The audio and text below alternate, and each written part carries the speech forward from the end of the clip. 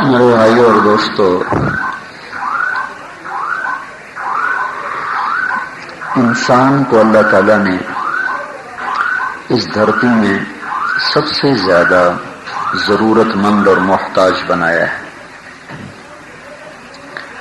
جتنی ضرورتیں انسان کے ساتھ وابستہ ہیں اتنی مخلوق میں کسی کے ساتھ بھی وابستہ نہیں،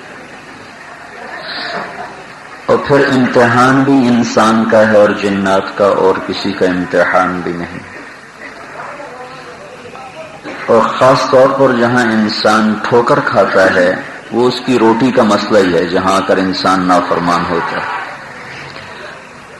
خاص طور پر مسلمان تو اللہ کا فضل ہے، کوئی نماز نہیں پڑھتا تو پتھر کی پوجا تو نہیں کرتا نا، پتھر کے آگے تو ہاتھ نہیں پھیلاتا، اور وہ کسی درخت اور جانور کے آگے تو سجدہ نہیں کرتا، سجدہ تو وہ اللہ کو ہی کرتا ہے۔ معبود ہونا، اللہ میرا معبود ہے، اس میں شک نہیں پڑتا۔ شک جو پڑتا ہے وہ اللہ کے رب ہونے میں پڑتا ہے کہ اللہ میرا رب ہے، مجھے پالنے والا اللہ ہے، اس میں آ کے شک پڑتا ہے۔ اس شک کی وجہ سے پھر کیا ہوتا ہے؟ تجارت میں جھوٹ شامل ہوتا ہے، کھوٹ شامل ہوتا ہے، بددیانتی شامل ہوتی ہے، سود شامل ہوتا ہے، اور نوکری ملازمت میں رشوت شامل ہوتی ہے، اور خیانت شامل ہوتی ہے، اور طاقتور میں تکبر پیدا ہوتا ہے، ظلم پیدا ہوتا ہے، اور چھوٹے مزدور سے لے کر بادشاہ تک جو سب سے زیادہ آدمی ٹھوکر کھاتا ہے وہ اللہ کے رب ہونے کی صفت میں شک کرنے کی وجہ سے ٹھوکر کھاتا ہے۔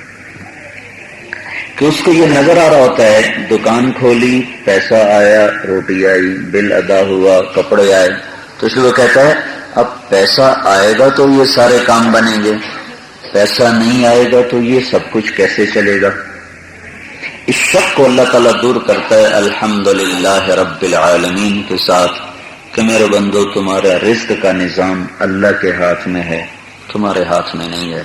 وَفِي السَّمَاءِ رِزْقُكُمْ، تمہارا رزق آسمانوں میں ہے۔ وَمَا تُوعَدُونَ، جو تم سے وعدے ہیں، جو تم اللہ سے مرادیں مانگتے ہو، عزت، کامیابی، فلاح، بہبود، سب آسمانوں میں۔ کیونکہ اس میں سب سے زیادہ انسان شک کرتا ہے نا، کہتے ہیں آسمان میں کہاں ہے، یہ میرا ہوٹل ہے، یہ میری دکان ہے، یہ میرا مار روڈ پہ دکان ہے، یہ میری زمین ہے، یہ میری جائیداد ہے۔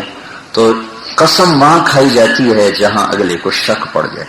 تو پھر اللہ تعالیٰ یہاں قسم کھاتا ہے فَوَرَبِّ السَّمَاءِ وَالْأَرْضِ إِنَّهُ لَحَقٌّ، مجھے زمین آسمان کے رب کی قسم، میں تمہیں سچ کہہ رہا ہوں، تمہارا رزق اللہ کے ہاتھ میں۔ تو اس کا مطلب کیا ہے کہ تم کام چھوڑ دو، دکانیں چھوڑ دو، تجارت چھوڑ دو؟ نہیں، اس کا مطلب یہ ہے کہ تم اپنی تجارتوں میں اللہ کے پابند بن کے چلو۔ خود اللہ تعالیٰ تعریف فرما رہا ہے کہ رجال لا تلہیہم تجارت ولا بیع عن ذکر اللہ واقام الصلاۃ وایتاء الزکاۃ۔ اللہ اپنے پسندیدہ لوگ بتا رہا ہے، میرے پسندیدہ کون لوگ ہیں؟ جن کو تجارت، خریدنا اور بیچنا، فروخت کرنا اور خریدنا، جن کو نہ تو نماز سے روکتا ہے، نہ زکوٰۃ سے روکتا ہے، اور نہ آخرت کے خوف سے ان کو وہ بیگانہ کرتا ہے، بلکہ وہ آخرت سے بھی ڈرتے رہتے ہیں، اور نماز اور ذکر، روزے کو بھی قائم کرتے ہیں، زکوٰۃ کو بھی، اور تجارت بھی ساتھ کرتے ہیں۔ جو تجارت کا لفظ، خرید و فروخت کا لفظ، یہ اس بات کی طرف اشارہ کر رہا ہے کہ اللہ تعالیٰ ہمیں تجارتوں سے نہیں روک رہا، بلکہ کچھ طریقہ بتانا چاہتا ہے کہ یہ کرو، یہ نہ کرو۔ تو ایک تو اللہ تعالیٰ اپنے شعبوں میں ہمیں رب ہونے کے لحاظ سے یقین دلاتا ہے کہ رزق اللہ کے ہاتھ میں سمجھو، اور اپنی تجارت میں سچے بن کے چلو، جھوٹ سے بچو، خیانت سے بچو۔ جھوٹ سے نفع زیادہ آ جاتا ہے، خیانت سے نفع زیادہ آ جاتا ہے۔ لیکن تم کیا کہو؟ الحمدللہ رب العالمین، میرا رب اللہ ہے، میرا رزق وہاں سے آتا ہے، میں کسی سے دھوکہ نہیں کروں گا، میں کسی سے جھوٹ نہیں بولوں گا، تو جب تم ایسا کرو گے تو پھر کیا ہوگا؟ التاجر الصدوق الامین، وہ تاجر جو بات میں سچا ہو اور لین دین میں امانت دار ہو، دکھائے کچھ اور دے کچھ اور، اس میں خیانت نہ کرے، امانت دار ہو، سچ پر تجارت کرے، جھوٹ نہ بولے، تو اس کا حشر اللہ قیامت کے دن نبیوں کے ساتھ فرمائے گا۔ نبیوں کے ساتھ حشر ہونا کوئی تھوڑا کام تو نہیں۔ اچھا، اللہ نے یہ اس لیے فرمایا ہے، ذمہ داروں کو نہیں کہا کہ ذمہ داروں کا حشر نبیوں کے ساتھ ہوگا، اللہ کے نبی، کہ ذمہ دار کا امتحان اتنا سخت نہیں، تاجر کا امتحان سخت ہے۔ ہماری دکان کوئی نہیں کہ روز کھول کے روز جھوٹ بولیں، روز سچ، ہمارے سچ اور جھوٹ کا امتحان کوئی نہیں، ہمارے ناپ تول کا امتحان کوئی نہیں۔ ہم نے ابھی کپاس کاشت کی ہے، مئی کے مہینے میں کاشت ہو گئی، اب جون، جولائی، اگست، ستمبر، اکتوبر، 5 مہینے میں نہ کوئی ہم نے تولنا ہے، نہ ناپنا ہے، نہ بیچنا، خریدنا ہی خریدنا ہے۔ ابھی ہم نے کھاد خریدیں گے، سپرے خریدیں گے، دوائی خریدیں گے، ابھی تو ہمارے بیچنے کا کوئی امتحان نہیں۔ اب اس میں ایک ذمہ دار جھوٹ کیا بولے، 5 مہینے میں اس کو اپنی روزی کے کمانے میں کسی سچ جھوٹ کے امتحان سے واسطہ کوئی نہیں۔ پھر اس کے بعد کپاس چنی جائے گی، وہ بالکل سامنے پڑی ہے، تو اس میں کوئی ہیرا پھیری ہو ہی نہیں سکتی، اگر ہم کرنا بھی چاہیں تو ہم کر ہی نہیں سکتے۔ اگر اس میں وہ پتے ڈل جائیں نا، پتے زیادہ ہوں، تو اگلا خریدار ریٹ کم کر دیتا ہے، 10 روپے 20 روپے فی من کے حساب سے ریٹ کم کر دیتا ہے۔ اگر وہ گیلی ہو تو نظر آ رہی ہے کہ وہ 20 روپے فی من کے حساب سے ریٹ کم کر دیتا ہے۔ تو ذمہ دار کے سچ اور جھوٹ کا امتحان کوئی نہیں، بہت تھوڑا۔ ناپ تول کا، اور جو تولنے والے آتے ہیں تو وہ ہم نہیں تولتے، وہ خود اپنے کانٹے لے کر آتے ہیں، وہی تولتے رہتے، الٹا ہم ہی وہ ڈنڈی مار کے جاتے ہیں۔ ذمہ دار بھی جو ہے تو بالکل۔ اچھا، پھر تیسری مزے کی بات یہ ہے کہ آپ سب لوگ کہتے ہو جی یہ چیز 100 روپے میں بیچنی ہے، آپ ریٹ طے کرتے ہو نا، اور واحد پیشہ ہے ذمہ دارہ جس میں ریٹ خریدار طے کرتا ہے، کیونکہ ہماری ساری چیزوں کے ریٹ حکومت نے طے کر دی۔ اور تمہاری دکان پہ جو کپڑا پڑا ہے کوئی حکومت آ کے چیک کرے گی، اتنے میں بیچو، یہ کھلونا اتنے میں بیچو، اور یہ پین اتنے میں بیچو۔ لیکن ہماری تو موٹی موٹی فصلیں ہیں، کپاس ہے، گندم ہے اور چاول ہے، یہ موٹی فصلیں ہیں، ان سب کے ریٹ حکومت طے کرتی ہے۔ بھائی 400 روپے من گندم، بس اس سے اوپر نہیں، 1000 روپے من کپاس ہے، اس سے اوپر نہیں، وہ بھی زیادہ ہو جائے تو ریٹ نیچے چلا جاتا۔ تو لہذا ذمہ دار کا ٹیسٹ کوئی نہیں، سخت۔ آپ لوگوں کا امتحان بڑا سخت، روز ہی دھوکہ دے سکتے، روز ہی سچائی برت سکتے، روزانہ نمبر 2 کام بھی کر سکتے، نمبر 1 کام بھی کر سکتے۔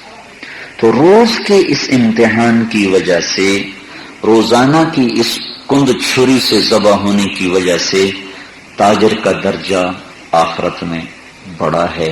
اللہ نبیوں کے ساتھ حشر کرے گا، سچے کا، امانت دار کا۔ لیکن اگر اس نے بددیانتی کر دی، تو پھر صرف سزا نہیں ہے، آپ نے کہا من غش فلیس منا، جب درجہ بڑا ہوتا ہے تو سزا بھی بڑی ہوتی ہے۔ جس نے کھوٹ سے کام لیا وہ میری امت سے نکل گیا، جس نے کھوٹ سے کام لیا، جس نے دھوکہ بازی سے کام لیا، جس نے فراڈ سے کام لیا، وہ میری امت سے نکل گیا۔ فلیس منا، نماز پڑھ کے، روزہ رکھ کے، حج کر کے، زکات دے کے، چندے دے کر، پھر بھی آپ نے کہا لیس منا، میری امت سے نکل گیا۔ تو اگر ادھر درجہ بڑا ہے تو ادھر سزا بڑی خوفناک ہے۔ تو بھائیو، آپ تاجر پیشہ لوگ ہیں، کوئی دکاندار ہیں، کوئی ہوٹل والے ہیں، تجارت نبیوں کا پیشہ ہے، نبیوں نے، اور سب سے بڑے نبی نے تجارت کی ہے، سب سے بڑے نبی نے تجارت کو اپنا پیشہ بنایا ہے، اور اس پیشے میں آپ امین کا لقب پایا آپ نے۔ صحابہ میں جو مہاجرین تھے وہ تاجر تھے، مدینے کے انصار ذمہ دار تھے۔ اللہ تعالیٰ نے اس اسلام کی بنیاد کا پہلا پتھر تاجروں سے رکھوایا، دوسرا پتھر زمینداروں سے رکھوایا. پہل کرنے والے کا درجہ ہمیشہ بڑا ہوتا ہے. تو انہوں نے 2 طرح کی تجارت کی تھی. آپ کو بھی اس لیے جمع کیا کہ آپ بھی دو طرح کی تجارت کر لیں. ایک تجارت انہوں نے کی تھی رزق حلال کے لیے اور ایک تجارت کی تھی آخرت کے لیے. وہ دونوں میں کامیاب ہوئے. تو آپ بھی وہ کر لو تو ہم سے بھی آگے نکل جاؤ, زمینداروں سے بھی آگے نکل جاؤ, دوسرے طبقات سے بھی آگے نکل جاؤ گے. 2 طبقوں پر بنیاد ہے ماحول کی, ایک زمیندار ایک تاجر. یہ دو طبقے ٹھیک چل جائیں نا تو سارا ملک ٹھیک چلتا ہے. یہ 2 طبقے بگڑ جائیں تو سارا ملک بگڑ جاتا ہے. ایک حدیث میں اس کی طرف اشارہ ہے, اذا تبایعتم بالعین ورضیتم بالزرع واخذتم اذناب البقر وتركتم الجهاد سلط اللہ علیکم ذلا لا ينزعه حتى ترجعوا الى دینکم. اللہ کے نبی نے فرمایا کہ جب تاجر لوگ سود کو حلال کر کے تجارت کریں گے, عینہ میں بتاتا ہوں عینہ کیا ہوتا ہے, اور زمیندار لوگ اپنے بیلوں کی دمیں پکڑ لیں گے اور زراعت کے سوا ان کو کچھ نہیں سوجے گا, اور دونوں طبقے دین کی محنت چھوڑ دیں گے تو اللہ سب پر ذلت کو طاری کر دے گا. تو یہ 2 طبقے بنیاد ہیں. ان دونوں کا انہی میں سے حکومتیں بنتی ہیں, انہی میں سے حکمران بنتے ہیں, انہی میں سے آگے حکومت چلانے والے افسران بنتے ہیں. یہ 2 بنیادی طبقے ہیں. ان میں جب بگاڑ آئے گا تو مزدوروں میں بھی آئے گا اور بادشاہوں میں بھی آئے گا, دفتروں میں بھی آئے گا, اور زندگی کے ہر شعبے میں بگاڑ آئے گا. کہ یہ 2 بنیادی پتھر ہیں. عینہ کیا ہے؟ عینہ یہ ہے کہ آپ میرے پاس آتے ہیں کہ مجھے 100 روپے قرض چاہیے, 100 روپے قرض چاہیے. تو اب میری نیت ہے پھنسی ہوئی کہ اس پہ مجھے نفع لینا ہے. تو میں ان سے کہتا ہوں یار میرے پاس یہ لاٹھی ہے, یہ تم 120 روپے میں مجھ سے خرید لو ادھار. وہ کہتا ٹھیک ہے جی دے دو. تو میں نے آپ کو یہ 120 روپے میں دے دی. جب اس کے ہاتھ میں آ گئی تو پھر میں اسے کہتا ہوں بھائی یہ 100 روپیہ نقد لے لو اور یہ لاٹھی مجھے واپس کر دو, میں اس کو دوبارہ خرید لیتا ہوں. 100 روپیہ اس کے پاس گیا, لاٹھی میرے پاس آ گئی, اور اس کے ذمہ ہو گیا 120. دیے میں نے اس کو 100, اب لینے اس سے 120, کیونکہ میں اس کو بیچا ہے 120 میں اور خریدا ہے 100 میں. تو اب اس یہ سود کو حلال کرنے کی ایک قسم ہے. وہ یہ نہیں جانتے کہ اللہ کو بھی کوئی دھوکہ دے سکتا ہے. اکبر کے دور میں جو دلی کے مفتی تھے, مفتی اعظم, جیسا بادشاہ ویسے ہی مفتی. تو جب وہ 11 مہینے ہو جاتے تو اپنا سارا پیسہ اپنی بیوی کو ہدیہ کر دیتے. تو 12ویں مہینے سے پہلے تو زکوٰۃ فرض نہیں ہوتی, تو زکوٰۃ کی چھٹی. اب شرعی طور پر تو نہیں پکڑ سکتے نا. جب 11 مہینے بیگم کے پاس گزر جاتے تو وہ خامد کو ہدیہ کر دیتی, تو اس پر بھی اب زکوٰۃ فرض نہیں ہے.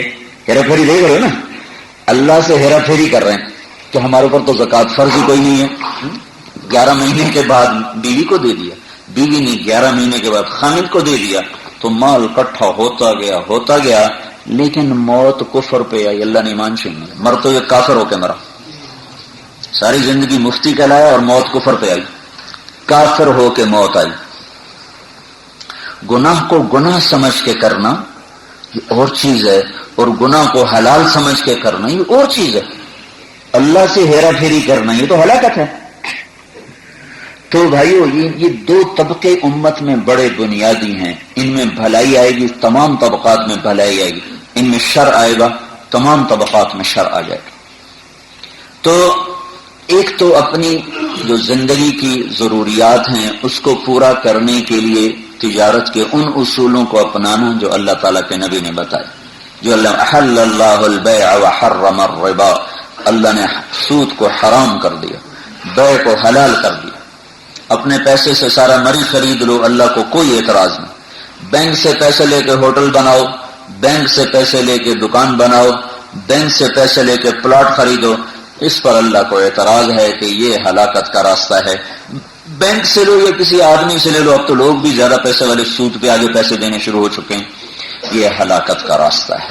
اپنے پیسوں سے سارا ملک خرید لو، اللہ کو کوئی اعتراض نہیں، لیکن اس طرح پیسے سے اپنا پیسہ بڑھانے کے لیے سود پر پیسے لینا، یہ اللہ تعالیٰ کے ہاں حرام ہے کہ اس کو چھوڑ دو۔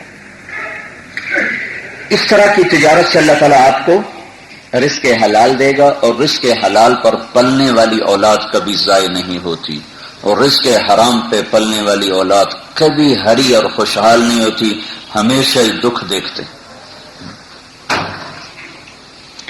ایک ہماری برادری میں تھا، بڑا افسر بنا، 1960 کی دہائی میں اس نے کروڑوں روپے اکٹھا کیا ناجائز، بہت بڑا افسر تھا، کروڑوں، جب لوگوں کو سینکڑوں نظر نہیں آتے تھے، کروڑوں اکٹھے کیے۔ جب وہ مر گیا تو اس کا بیٹا ایک دن کہنے لگا، اور وہ کہا کرتا تھا میں اج مر جاواں میری اولاد نو کسی دی پرواہ نہیں، میری بیٹی کو کسی کی پرواہ نہیں۔ جب وہ مر گیا تو ایک دن اس کا بڑا بیٹا کہہ رہا تھا، کاش ہمارا باپ حرام اکٹھا نہ کرتا تو ہم بھی کوئی خوشی کا دن دیکھ لیتے۔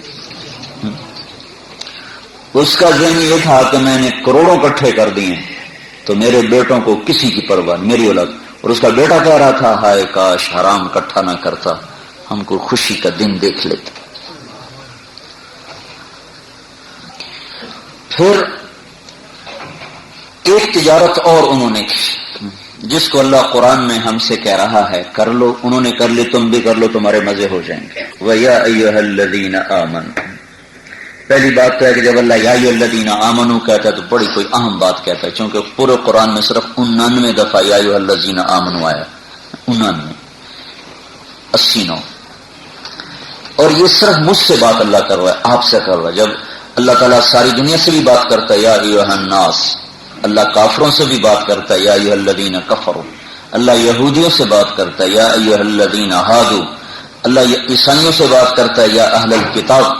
پھر اللہ ہم سے جب بات کرتا ہے تو ہمیں بڑا خوبصورت اعزاز دیتا ہے، ہمیں کہتا ہے یا ایھا الذین آمنوا۔ اگر اللہ ہمیں کہتا ہے یا اہل الکتاب تو ٹھیک نہیں، ہم بھی تو کتاب والے ہیں، اللہ کہتا ہے یا اہل الکتاب، کہ اللہ تعالیٰ نے ہمیں عزت بخشی، یا ایھا الذین آمنوا۔ دیکھو اہل الکتاب کہنے سے نا ایمان کی تصدیق کوئی نہیں ہو رہی، اور یا ایھا الذین آمنوا کہنے سے ہمارے ایمان کی اللہ تصدیق کر رہا ہے۔ وہ نماز پڑھے نہ پڑھے ہیں، روزہ رکھے نہ رکھے، اللہ ایمان کی تصدیق کر رہا ہے، اے ایمان والو۔ تو پہلی بات تو ہے کہ یا ایھا الذین آمنوا بہت بڑا اعزاز ہے جو اللہ تعالیٰ مجھ سے آپ سے بات کر رہا ہے۔ اس کے بعد ہمیشہ کوئی اہم بات ہوتی ہے، تو اللہ تعالیٰ کہہ رہا ہے هل ادلکم، هل ادلکم، هل ادلکم کا مطلب یہ ہے کہ کوئی بڑا تاجر چھوٹے تاجر سے کہے آپ کو ایک تجارت کی کامیابی کا راز بتاؤں، آپ کو تجارت کی کامیابی کا راز بتاؤں، تو وہ پیچھے پیچھے پھرے گا، جی ضرور بتاؤ ضرور بتاؤ، ہاں جی آپ کا بڑا احسان ہو۔ چونکہ تاجر بھید نہیں دیتے، تاجر ہوتے ہیں نا یہ اپنا بھید نہیں دیتے، بڑے بخیل ہوتے ہیں، اور ذمہ دار بڑے سخی ہوتے ہیں، ان کا بھید ہے ہی کوئی نہیں۔ ذمہ داروں کے پاس پیسہ تھوڑا ہوتا ہے، دل بڑا ہوتا ہے، تاجروں کے پاس پیسہ زیادہ ہوتا ہے، وہ دل چھوٹا ہوتا ہے۔ بھائی اگر کسی کی فصل اچھی ہو جائے نا، وہ کبھی نہیں کسی سے چھپاتا کہ میں نے کیا کیا، فوراً بتاتا ہے یار میں نے فلاں کھاد ڈالی تھی، فلاں سپرے کیا تھا، تو بھی کر لے۔ وہ تاجر کیوں نہیں بتاتا کہ اس کا مقابلہ ہے، وہ پھر تو گاہک کس کے بن جائیں گے، میرے تو گاہک نہیں رہیں گے۔ تو ہمارا مسئلہ یہ ہے کہ ہمارے چاول بھی بک جائیں گے، کپاس بھی بک جائے گی، گندم بھی بک جائے گی، ہمارا مقابلہ کوئی نہیں، تو لہذا ہم بتانے میں بڑے سخی ہوتے ہیں۔ خود جا کر ابھی کچھ دن آپ کو ابھی کی بتا رہا ہوں، میں تھا بورے والا میں، تو ہمارے ملتان کا بڑا اچھا کپاس کا کاشتکار ہے صدیق اکبر بخاری، وہ ملتان سے چلا بورے والے پہنچا اور آ کر مجھے 2 تھیلے بیج کر دے گیا کپاس کے، کہا کہ مولانا صاحب یہ بہت اعلیٰ قسم کا بیج تیار ہو گیا اللہ کے فضل سے، اس کو سنڈی نہیں لگتی، اس کو کہتے ہیں وائرس نہیں لگتا، یہ صرف 3-4 سپرے سے تیار ہو جاتا ہے، آپ یہ کاشت کریں۔ کبھی کوئی تاجر نہیں کر سکتا یہ، کہ تجارت میں مقابلہ ہوتا ہے نا، مارکیٹ یہ نہیں کھڑے ہوتے ہوادار کمرے ہر جگہ کھڑے ہیں، ہوادار کمرے، تم لوگ ہوٹل والوں میں کھڑے کیوں نا ہوادار کمرے، ان کا بھائی ہمارا ہوٹل بھر جائے، ہمارا ہوٹل بھر جائے، کہیں ہمارا سیزن نہ رہ جائے، کہیں ہمارا سیزن نہ رہ جائے. اور ذمہ دار کا کوئی سیزن ہوتا ہی کوئی نہیں، ہر شے بک ہی جاتی. تو هل ادلکم علی تجارت، یہ ایسا سمجھو جیسے کوئی بڑا کامیاب تاجر ایک چھوٹے تاجر سے کہتا ہے تمہیں تجارت کی کامیابی کا بھید بتاؤں، ایک کامیاب تجارت تجھے بتاؤں، نہ تجھے کوئی نقصان ہوگا، نہ تجھے کوئی اس میں پریشانی ہوگی، اور نفع ہی نفع ہے، نفع ہی نفع ہے. تو بالکل پیچھے پیچھے پھرے گا نا، سر پھر آپ مجھے کب بلائیں گے، مجھے آپ کب بتائیں گے، میں کب آ جاؤں، میں کب حاضر ہو جاؤں، میں خود ہی آ جاؤں گا جی، آپ مجھے جگہ بتا دیں میں خود ہی آ جاؤں گا. هل ادلکم یا ایھا الذین آمنوا، اے ایمان والو، هل ادلکم، تمہیں ایک بات بتاؤں، الا تجارت، تمہیں ایک تجارت بتاؤں، بتانا تھا ایک تجارت بتاؤں، کہ الا تجارت، الا کا مطلب، الا کا جو لفظ ہے نا یہ بلندی کی طرف اشارہ کرتا ہے. تو الا تجارت کے ذریعے سے اللہ تعالیٰ یہ بتا رہا ہے کہ جو تجارت میں تمہیں بتانے لگوں گے تمہیں بلندیوں پر لے جائے گی، اونچے ہو جاؤ گے، بلند ہو جاؤ گے. الا تجارت، هل اخبرکم تجارتا، مطلب پورا ہو گیا میرے بندو، تمہیں ایک تجارت بتاؤں، ایک تجارت بتاؤں. لیکن اللہ ایسا صیغہ لفظ دے کر آئے جس کے اندر تمہاری بلندیوں کا اشارہ بھی موجود ہے. هل ادلکم علی، تمہیں ایک تجارت بتاؤں جو تمہیں بلند کر دے گی، لفظ اعلی میں یہ تمہیں بلند کر دے گی. تنجیکم من عذاب علیم، تجارت کی سب سے بہترین خوبی یہ ہے نقصان نہ ہو، نفع چاہے تھوڑا ہی ہو. سمجھدار لوگ جوا کیوں نہیں کھیلتے؟ جوئے میں تو آدمی ایک رات میں کروڑوں پتی بن جاتا ہے اور اگلی رات میں پھر بھیک بھی مانگتا ہے نا. تو اس لیے کوئی سمجھدار آدمی جوا نہیں کھیلتا. وہ تجارت جس میں نقصان نہ ہو اور نفع چاہے تھوڑا ہی ہو تو تاجر اس تجارت کو پسند کرتا ہے. تو سب سے پہلی سوچ آتی ہے منفی کو، نقصان والا پہلو تو کوئی نہیں ہے. تو اللہ نے اسی نفسیات کو سامنے رکھ کر آپ سے مجھ سے بات کی، میرے بندو ایمان والو، تمہیں ایک تجارت بتاؤں جو تمہیں ہر نقصان سے بچا لے. من عذاب علیم، تاجرانہ ماحول میں ترجمہ اس کا، تجارتی ترجمہ، تمہیں بڑے نقصان سے بچا لے، نقصان ختم ہو جائے گا. عذاب علیم، دکھ درد کا. مارا ہوا انسان اسے کیا چیز خوش کر سکتی ہے؟ تو میرے اللہ نے کہا میں تمہیں ایک تجارت بتاتا ہوں جو تمہیں ہر دکھ درد سے نکال دے گی. تنجیکم من عذاب علیم، ان میں کوئی نقصان نہیں. کیا ہے تجارت؟ تجارت کیا ہے؟ تؤمنون باللہ ورسولہ، ایمان لاؤ اللہ اس کے رسول پر. وتجاہدون فی سبیل اللہ باموالکم وانفسکم، جان مال کو بے قیمت کرو اللہ کی راہ میں جہاد کے ساتھ. یہ تجارت ہے. دو کام کرنے، ایک اللہ اس کے رسول پہ ایمان لانا، ایک اللہ اس کے رسول کی پاک زندگی کو لے کر جان مال سے محنت کرنا، لوگوں تک جانا. اس میں کیا ہوگا؟ ذالکم خیر لکم، دیکھنے میں تمہیں نفع نظر نہیں آ رہا لیکن تمہارا رب گارنٹی دے رہا ہے. جب کوئی اچھا گارنٹر مل جائے نا تو لوگ ادھار بھی دے دیتے ہیں. گارنٹر اچھا ہو لوگ ادھار بھی دے دیتے ہیں. تو اللہ تعالیٰ گارنٹی دے رہا، میں تمہیں گارنٹی دیتا ہوں اگرچہ تمہیں ابھی کچھ نظر نہیں آ رہا، نہ گناہوں کی مغفرت نہ جنت، لیکن میری گارنٹی دے دو. ذالکم خیر لکم، تمہارا رب تمہارا گارنٹر بن رہا ہے. ان کنتم تعلمون، ذرا دل کی آنکھوں سے دیکھو گے تمہیں سب کچھ نظر آئے گا. کیا چیز ملے گی؟ نقصان ختم ہو جائیں گے. ملے گا کیا؟ یغفر لکم ذنوبکم، اللہ تمہارے سارے گناہ معاف کر دے گا، مٹا دے گا. اور کیا کرے گا؟ وَيُدْخِلْكُمْ جَنَّاتٍ تَجْرِي مِنْ تَحْتِهَا الْأَنْهَارُ وَمَسَاكِنَ طَيِّبَةً فِي جَنَّاتِ عَدْنٍ، تمہیں بڑی خوبصورت جنت الفردوس میں گھر عطا کرے گا جہاں نہریں بہتی ہیں، باغات ہیں. جب آدمی کے پاس پیسہ آتا ہے نا تو سب سے پہلا کام وہ یہ کرتا ہے کہ گھر اچھا بناتا ہے. پیسہ آتے ہی گھر بناؤ. اب پنڈی میں اسلام آباد میں گھر خریدے، یا تو وہ مری کے بن میں رہتا تھا اور یا اسلام آباد میں گھر بنا رہے ہیں. بن، تمہارا بن بڑا خوفناک ہے. ہمارے جیسے کہ تو ٹانگیں ٹوٹ جاتی ہیں، یہ اے بن بس چل چل کے برباد ہو جاتا ہے۔ تو یا تو بن میں رہتا تھا، اور یا اسلام آباد میں بنگلہ بن رہا ہے، لاہور میں بنگلہ بن رہا ہے، اور ادھر گھر بن رہا ہے، اور ادھر بڑے اوپر کشمیر پوائنٹ، پنڈی پوائنٹ پہ گھر بن رہا ہے۔ جو ہی آدمی کشادہ ہوتا ہے پہلا کام یہ کرتا ہے گھر بناتا ہے، اور گھر بنانے میں دو چیزوں کا خیال کیا جاتا ہے، ایک خوبصورت ہو، ایک ضرورتیں پوری ہوں، اور تیسری چیز ہے کہ جگہ اچھی ہو۔ کوئی بھی گندے نالے پہ کروڑوں کا گھر نہیں بنائے گا، تو کہے بھائی کوئی جگہ اچھی تلاش کرو، اچھی جگہ پر گھر بنایا جاتا ہے۔ اب ذرا تم اس میں غور کرو، اللہ کیا کہہ رہا ہے؟ یدخلکم جنات تجری من تحتها الانہار ومساکن طیبۃ فی جنات عدن، کہ جب تم مجھ سے یہ لین دین کر لو گے نا، یہ تجارت مجھ سے کر لو گے، تو اللہ اس کے رسول پر ایمان لانا اور اس کو دنیا میں پھیلانے کے لیے جان مال سے جہد کرنا، پھر چاہے اس میں کہیں لڑنا پڑے تو لڑنا، مرنا پڑے تو مرنا، پیچھے نہ ہٹنا۔ کیا ہوگا پھر؟ کہ میں نے تمہارے لیے ایک جگہ بنائی ہے، جگہ جس کا نام ہے جنت الفردوس، جنت عدن۔